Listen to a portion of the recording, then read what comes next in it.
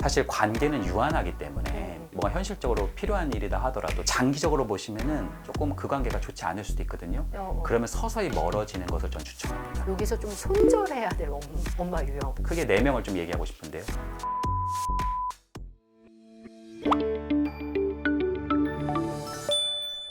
교수님의 책, 이번에 내신 책 무례한 사람을 다루는 법 너무 재밌게 봤거든요. 네. 근데 이 책을 보면 볼수록 저는 한 가지 유형이 좀 떠올랐어요. 네. 요즘에 옆집 엄마, 네. 또래 엄마, 주변 엄마, 같은 반 친구 엄마와의 관계 때문에 힘들어하는 어머님들의 모습이 네. 오버랩되더라고요. 네. 아이 친구 엄마들과의 관계에서 좀 힘들어하는 부모님들 어떤 부분을 좀 생각을 하면 좋을까요? 일단 본질적으로 우리가 한번 생각해 봐셔야 되는 게 우리가 보통 느끼는 스트레스 있죠. 이 스트레스도 4가지가 있습니다. 첫 번째가 일입니다. 일에 대한 스트레스. 두 번째가 돈입니다. 돈, 경제에 대한 스트레스. 네네. 세 번째가 건강이에요. 건강, 건강에 대한 스트레스. 네네. 마지막이 관계입니다. 관계 많이 나오네요. 네. 우리는 동화에 사는 게 아니잖아요.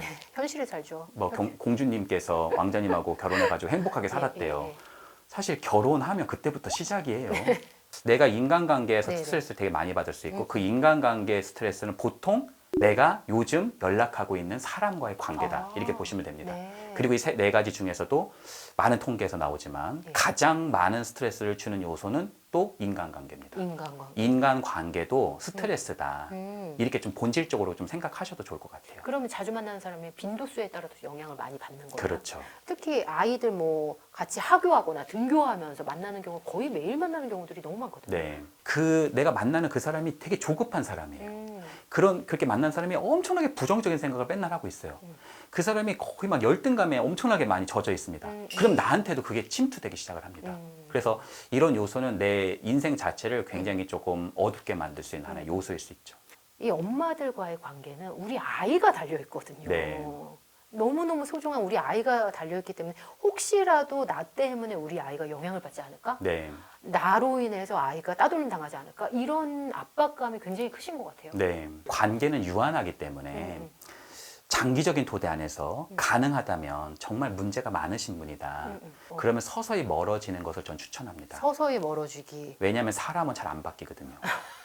그게 더 공고해야 되면 그렇죠. 공고해지지 예, 약해질 가능성이 별로 없는 경우들이 많단 말이에요. 그러면은 다양한 엄마들 정말 많더라고요. 네. 여기서 좀 손절해야 될 엄마 유형. 크게 4명을 좀 얘기하고 싶은데요. 첫 번째가 나르시시스트. 두 번째는요. 소시오패스 유형. 소시오패스. 네. 소시오패스도 많아요. 아, 그럼요. 아, 네. 사실 소시오패스는요. 네, 학교 네. 용어는 아니에요. 네. 원래 반사회성 성격 장애에 들어가거든요. 예. 근데 이제 반사회성 성격 장애에는 소시오패스나 사이코패스가 다 들어갑니다. 음. 근데 저는 현상적으로는 소시오패스, 사이코패스가 다 있다고 생각합니다. 근데 사람들이 사이코패스가 더 무서운 거 아니냐 그렇게 얘기를 하거든요. 네네. 근데 그렇지 않아요. 예.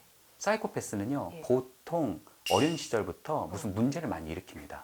뭐 절도하고 누구 때리고 뭐 네네. 어디 갔다 오고 막 네네. 그래서 이 사회 구성원으로 잘 못 들어온 경우들이 많아요. 구별이 가능하네요. 네, 딱 보통, 봐도. 네, 왜냐하면 어. 충동을 잘 조절하는 어. 그 시스템 자체가 조금 어려운 경우가 있어가지고 예. 소시오패스 좀 달라요. 소시오패스는 기본적으로 사회적 기능이 있는 사람들이에요. 그러니까 겉으로는 잘 모릅니다. 굉장히 사회적으로는 괜찮고 심지어 막 무슨 대인관계 관련 무슨 막 책도 읽으시고 이러셔가지고 네네. 기본적으로 사회성은 높을 수 있어요. 오, 그리고 뭐 배우셔가지고 뭐 이분들도. 사람 보면 어우 사람 좋네 약간 이런 느낌을 받을 수 있어요. 네네. 근데 사실 인간관계는 마라톤이잖아요. 예. 인간관계는 마라톤이라 예. 자기도 모르게 예. 한마디가 툭 던집니다. 그게 뭐냐면 사람을 사람으로 보지 않고 사람을 되게 도구로 보고 있는 거. 아유 저 사람은 그냥 별로 돈도 없는 것 같은데 그냥 다음번에는 그냥 부르지 말자. 어. 약간 이런 식으로 예. 아유 저 사람은 그냥 아유 저렇게 해도 그냥 가게 놔두자. 약간 이렇게 말하는데 그게 약간 매서운 그런 이용하고 있는 듯한 느낌을 주는 사람들이 있어요. 특히 대표적인 게 갑질하는 경우인가요? 그런 사람도 있죠. 그렇죠. 그렇죠. 그런 게 이제 자기 안에 있는 그림자가 유독 나오는 거죠. 경우. 네. 세 번째는 뭘까요? 세 번째는 네. 저는 가장 위험한 유형이라고 사실은 이 4가지 유형 중에 가장 위험한 유형이라고 생각하는데 네네. 집착형입니다. 만약에 우리가 이렇게 관계를 맺고 있었을 때 네. 소시오패스와 나르시시스트는 어찌됐든 자신의 이득을 위해서 저를 이용하거나 뭐 이런 사람들이잖아요. 그렇죠? 그러니까 그 사람은 그래도 자기의 이득을 위해서 뭔가 성장하고 나아가고 뭐 그런 건 좀 있는 거잖아요. 네네. 근데 집착형 그게 아니에요. 예를 들어서 바다에 네. 이렇게 빠져 있어요. 어떤 사람들이. 네. 그 왜 오디세우스의 그 신화를 보면 배를 타고 가고 있는데 세일앤들이 그 바다에서 막 빠져서 막 자기를 부르고 노래 부르고 막 그러잖아요. 예. 그러니까 도와달라고 그러는 거예요. 물에 빠진 사람을 내가 구하려면요, 이게 고개를 많이 숙여야 되잖아요. 내 평형을 잃잖아요. 그렇죠. 그랬을 때 나르시스트나 소시오패스는 붙잡고 어떻게든 올라가려고 그러겠죠. 근데 이 사람들은 그게 아니에요. 잡아서 땡겨요. 끌어당깁니다. 이 어머니가 되게 잘 되고 있어요. 예. 이 아이가 되게 괜찮아요. 그러면 은근히 뒤에서 이렇게 얘기해가지고 이 사람의 삶을 계속 뭔가 약간 혼돈 속으로 몰고 가는 사람들이 있어요. 내가 지금 불행하니까 너도 겪어봐. 뭐 이런 건가요? 네네. 네 번째 마지막은 뭘까요? 연극성. 연극성 뭘까요? 네. 어떻게 보면 약간 자기애성이랑 조금 비슷한 부분이 있는데, 네. 그러니까 처음에는 엄청 이모티콘 같은 거 많이 보내요.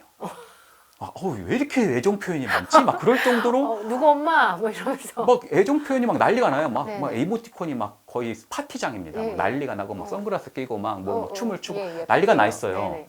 그래서 이 사람이 되게 좋은 사람인 것 같단 말이에요. 친절하고. 네. 근데 조금 대화를 해보고 이렇게 하다 보면은요, 상당히 그 안에서 시기와 질투심이 높고 또 굉장히 겉은 화려한데 가보면은 상당한 적대감. 그래서 연극성이라고 하는 요소는 뭐냐면 상당히 조금 관계 안에서 유혹적이고요. 예. 또 어떤 면에서는 굉장히 피상적이고요. 예. 또 심지어 생각보다 되게 이기적이고요. 상대에게 되게 애정 표현을 요구하지만 자신은 다른 사람한테 애정을 주지 않고 항상 자기가 좀 중심이 되려고 하는 사람. 자기애성하고 좀 비슷하긴 하지만 자기애성은 되게 거만하거든요. 예. 어떤 면에서는 자기애로 똘똘 뭉친 거란 말이에요. 근데 히스테릭하고 연극적인 사람은 이렇게 자기가 항상 거기서 주목을 끌어야 되고 항상 무대의 중심에 있어야 되고 사람들한테 되게 애정 표현을 갈구하지만 네. 그 애정 표현을 갈구해서 온 사람들하고 행복한 관계를 갖느냐, 그렇지 않고 그 안에서 계속 시기심과 질투심, 또 은근한 어떤 험담. 그러면 교수님 맨 처음에는 막 이모티콘 보내고 막 친절하게 했다가 이렇게 된다고 말씀을 해주셨는데 그 계기는 뭘까요? 갑자기 본인의 본색이 좀 드러나는 뭐 계기들이 있나요? 사실 이 사람들은 보통 사람에 대한 적대감, 또 사람에 대한 불신, 이런 게 되게 가득한 사람이에요. 그런 거를요, 부정하고 부인하는 겁니다. 그러니까 내가 진짜 친해가지고 막 이모티콘을 엄청 보내고 막 되게 살갑게 하고 그런 게 아니에요. 그 안에 있는 자신 안에 있는 굉장히 적대감, 상대에 대한 불신, 이런 거를 막으려는 방어 기제 중에 하나입니다. 맨 처음부터 그렇게 어떤 친절함의 표시가 아니네요. 네, 그래서 알고 보면 이 사람 되게 괜찮은 사람인가 보다 하고 들어갔다가는 그 안에 있는 그림자, 소위 발견하는. 적대감이라든지 엄청난 불신이라든지 시기심이라든지 질투심, 이런 걸 많이 경험할 수 있죠. 이런 현상을 발견하는 게 단톡방인 것 같아요. 네. 단톡방에서 만약에 무례하고 불편함을 주는 사람을 만났을 때 어떻게 현명하게 대처해야 될까요? 일단은 제가 오늘 얘기했던 것 중에 그냥 한 가지 말만 딱 떼어서 이렇게 이 사람인가 보다 이렇게 생각하지 않으셨으면 좋겠어요. 예를 들어서 이모티콘을 많이 보낸다고 해서 연극성이라거나 뭐 그런 건 아닙니다. 그 사람이 그런 현상들이 좀 많고 또 짙고 그 빈도가 많아요. 심지어 거기다가 내 불편감을 주기 시작을 합니다. 그럴 때는 대처가 필요하겠죠. 일단 첫 번째는 제가 장기적으로는 약간 좀 멀어지는 게 중요하다고 얘기했잖아요. 멀어지기. 그렇죠? 그러니까 그 사람이 단체 톡으로는 그럴 수 있는데 개인 톡으로 나한테 연락해요. 그러면 내가 이 관계를 정리할 수는 없어요. 왜냐면 필요한 관계니까. 그렇죠. 그런데 이 사람하고 꼭 개인 톡을 할 필요는 없단 말이에요. 네네. 단체 톡에서 만나면 되는 거고. 그러면요, 이 사람이 개인 톡으로 한 것에 대해서 내가 개인 톡으로 자꾸 맞장구를 치지 않는 것을 추천드립니다. 예를 들어서 전화를 하시면 전화를 받지 마시고요. 나중에 문자로 하시고요. 또 문자로 하시면 나중에 있다가 전화로 하시고 약간 어깃장을 놓는 거예요. 그러니까 이 사람과의 티키타카가 잘 안 될 수 있도록 이렇게 물어보면은 가고 물어보면 가고 이게 되면 어떻게 보면 이게 감정이라는 것이 계속 상호 침투되는 거고 관계가 가까워진단 말이에요. 그러니까 이 사람이 너무 다가오면 막 손절을 할 필요 없이 너무 다가오면 난 좀 뒤로 가는 거죠. 아니 근데 이런 경우가 있죠. 단톡방에서 어떤 사람이 나랑은 좀 불편한, 내가 생각했을 때 무례하거나 이런 일이 있는 사람인데 다른 사람들이 다 좋아요를 눌러주거나 맞장구 쳐주면 나만 맞장구를 안 쳐주기가 좀 뭐한 경우가 있는 것 같아요. 안 읽는다고 표시하기도 좀 뭐하고 이럴 때는 어떻게 해야 되나요? 사실 이게 관계가 엄청 섬세한 작업이라 맞아요. 이게 손절이 될 만한 관계였으면 사실 고민을 할 것도 아닐 거예요. 그렇죠? 이게 쉽지 않은 거란 말이에요. 사실요, 가장 좋은 방법은요, 나도 좋아요 눌러주는 겁니다. 그래요? 네. 그럼 그 사람은 오해할 수 있잖아요. 그러니까 좋아요가 막 10개씩 달리고 있어요. 근데 내가 안 달고 있잖아요. 그러면 더 줘요? 사실은요, 내가 계속 그 생각이 납니다. 좋아요를 눌러줘야 되는데 안 눌러줬네. 네. 좋아요를 눌러줘야 되는데 안 눌러줬네. 네. 계속 그 생각이 들고 신경이 쓰이거든요. 그러니까 오히려 나한테 굉장히 조금 고통의 바다를 많이 임하게 하는 거죠. 맞아. SNS까지 연결돼요, 이게. 네. 오. 사실 제가 아까 뭐 나르시스트라든지 이런 사람들 얘기했지만 대처할 수 있는 가장 좋은 방법이 있어요. 네. 제가 사실 이거 손절하고 그런 라인이 아니라 네. 제가 상담해서 만나는 분들 중에 그런 분들이 많단 말이에요. 네. 근데 그런 분들한테 제가 직면이나 해석을 하면은 절대 안 됩니다. 원래 상담의 방법 중에는 그분들한테 직면과 해석을 했다가는 난리 납니다. 왜냐면 예. 자기 애가 없어요, 기본적으로. 자기 애가 엄청 상처를 받았어요. 음. 근데 너 사실 그 명품 아니잖아. 야, 너 왜 거짓말하니? 너 아무것도 아니잖아. 이렇게 현실 폭탄을 내가 사실 날리면 아픈 곳에 지금 사실은 이 사람에게 얘기해 준 거잖아요. 예. 그랬다가는 말할 수 없는 그 분노감. 소위 자기애적인 사람이래 높은 사람들이 가지고 있는 예. 가장 그 깊이 있는 정서 중에 하나가 뭐냐면 수치심이 있어요. 그래서 보통 직면과 해석을 하는 것은 예. 이를 보통 키울 수 있습니다. 어. 그러니까 가장 중요한 건 뭘까요? 내가 이 사람하고 이 사람을 뭐 변화시키려고 그러는 것도 아니고 네네. 뭐 이 사람이 나하고 너무 가까운 관계도 아닌 거예요. 네네. 그리고 나는 일정 정도의 거리를 그냥 두고 살 수 있습니다. 네네. 구태여 10명이 있는데 아. 이 사람 옆에 10명이 있는데 9명이 그냥 좋아요도 좋아요 눌러주는데 눌러주는데. 나는 안 누르고 나는 막 안 읽고 나는 네. 대답 안 하고 굳이 그렇게 할 필요는 없다. 네, 그러니까 모든 응답에 다 막 좋아요를 누르고 막 대답을 하라는 게 아니라 네네. 약간 거리를 두면서 그냥 어느 정도 이 사람을 인정해주고 그냥 지지해주고 예. 그 사람의 토대를 그냥 일단은 타당화를 시켜주는 거. 내가 뭔가 얘기를 막 했는데 이 사람이 틀렸대요, 자기 보고. 네 말은 틀렸어. 그렇게 말하는 사람이 왜 내 말이 틀려? 내 말이 맞잖아. 막 이렇게 표현하면서 싸울 필요가 없다는 거예요. 네, 어기적 욕기죠. 그냥 어떻게 보면 틀렸다고 하면 그래 맞아, 네 말이 맞아. 틀렸다고 말하면 네 말이 맞아. 이게 네 말이 맞다는데 어떡하겠어요. 제가 예전에 어떤 분하고 상담을 하는데 제가 그분의 이제 그 말을 공감하면서 지금 느낀 그 감정이 어떻게 보면 깊은 어떤 소외감인 것 같다. 이렇게 제가 이야기를 했어요. 제가 느끼기에는 굉장히 소외감이 지금 들었을 것 같다. 그랬더니 이분이 약간 엄청나게 화를 약간 내시면서 소외감이 아니고요. 선생님 소외감이 아니고요. 분노죠, 분노. 화입니다. 그걸 모르세요? 이렇게 얘기하더라고요. 제가 그걸 붙들고 앉아서 지금요. 한번 잘 들어보세요. 왜 소외감인지 알려드릴게요. 이렇게 할 필요가 있냐는 거죠. 없죠. 아이고 그렇군요. 아이고 화가 나셨던 거네요. 그리고 제가 이렇게까지 얘기했습니다. 원래 제가 많이 틀려요. 원래 제가 많이 틀려요. 이 사람이 와, 사실 네네. 아무나 붙잡고 막 굉장히 화내시는 분이셨거든요. 예. 근데 저한테 웃으면서 그러더라고요, 나중에. 선생님이 그러실 그렇게 수도 얘기하시니까 약간 맥 빠진대요. 그러면서 그러니까 그 사람을 그냥 인정해주고 타당화해주는 것이 예. 그 사람의 관계를 해치지 않으면서도 그 사람과 관계를 유지할 수 있는 가장 지름길이다. 이렇게 말할 수 있어요. 요즘에 댓글 중에 그런 게 있더라고요. 반박시 네 말이 다 맞음. 그거 같은 거네요. 아이를 둘러싸고 만난 엄마들 중에서 이 유형은 조금 가까이 둬도 괜찮을 것 같다.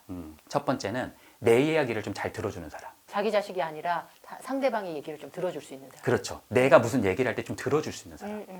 그런 사람 주변에 있는지 한번 살펴보세요. 사실 우리는요, 특별한 개입을 하지 않아도요, 네. 내 얘기만 잘 들어줘도 마음의 고통이 많이 누그러집니다. 예. 예를 들어서 제가 대 기자님과 엄청 친한 친구예요. 예. 근데 제가 이분한테 엄청 화가 났어요. 야, 얘 지민이 얘 진짜 이상하더라. 얘 진짜 문제가 많은 것 같아. 근데 너무너무 화가 나가지고 어제 잠을 못 잤잖아. 우리 밥 먹으러 가야 되는데 막 제가 이런 얘기를 하는 거예요. 그랬더니 막 대기자님이 너 많이 힘들었겠다. 이제 뭐 먹으러 갈까? 이러면 밥 먹으러 가면서 이렇게 가지 서운하거든요. 사실 챗 GPT가 나 너무 화가 나. 어떻게 해야 돼? 그러면 일단 심호흡을 하시고요. 뭐 산책을 갔다 오시고요. 보통 이런단 말이에요. 네네. 사실 생각보다 사람이 줄 수 있는 힘은 경청입니다. 왜 무슨 일이야? 왜 어떤 일이 있는 거야? 사실 특별한 공감을 하지 않아도 예. 사실은 들어주는 것만으로도 굉장히 나에게 치유적인 그런 토대가 형성될 수 있죠. 주변에 들어주는 어머님이 있는지 한번 확인해 봐야 되겠네요. 네. 생각보다 우리 사회에는 스피커들은 많아도 네. 경청할 수 있는 리스너가 모델이 없네요. 정말 드물어요. 내 말을 좀 들어주는 사람이 있네? 예. 이런 관계 속에서 우리는 굉장히 치유될 수가 있겠죠. 그리고 그런 사람이 내가 돼도 노력을 하면 더 좋을 것 같아요. 그렇죠. 관계는 어. 상호적입니다. 내가 좋은 사람이 돼야지 더 그런 사람이 몰리는 거네요. 네, 내가 그런 사람을 찾는 것도 중요하고요. 예. 또 그 사람하고도 티키타카가 돼야 될 거 아니에요, 네네. 그렇죠? 그러니까 내가 그런 사람이 같이 되어야 그 사람과 나 사이에도 깊은 관계가 형성되고 나도 좋고 그 사람도 좋고 모두가 좋을 수 있는 네. 그런 요소가 될 수가 있겠죠. 이번에 무례한 사람을 다루는 법을 통해서 다른 사람과의 관계 때문에 어려운 분들한테 많은 조언을 나눠주셨더라고요. 이 관계 때문에 고민하는 분들을 위해 메시지 부탁드립니다. 근데 요즘 사회에서 좀 잘못 알고 있는 개념 중에 하나가 뭐냐면 MBTI 중에 자기는 ISTJ래요.